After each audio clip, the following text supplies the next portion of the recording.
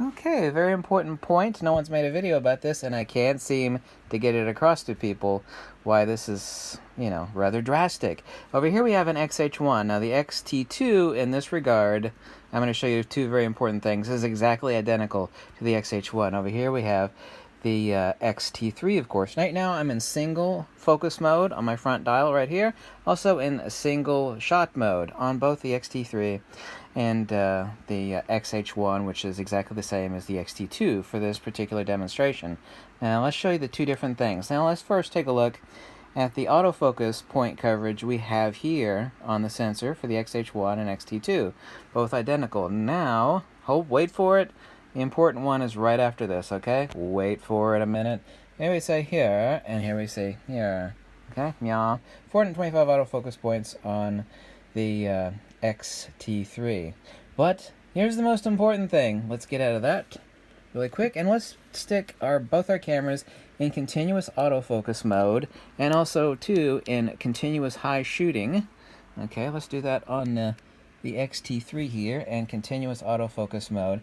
This does not change on the X-T3, nor do you need the vertical grip for it. But, however, wait for it, let's see what we have on the X-T2/XH1 over here. Oh my god! Yes, but what do we have on the X-T3? Yeah, so meow and meow. Do you see the difference?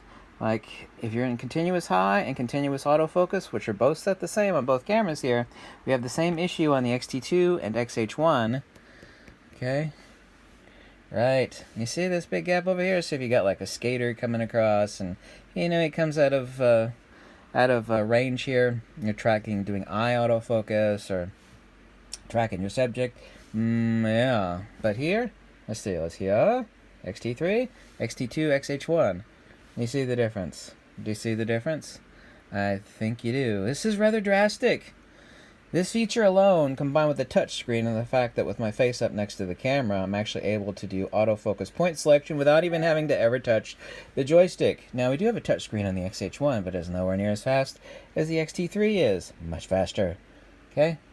This is drastically different and extremely important for action shooting. You see all this black space around the border of the sensor here where I have no autofocus point selection? In continuous high and continuous autofocus, no such issue over here on the X-T3, nor do you need the vertical grip for this to work. Very important. Thank you so much for watching, and Fuji!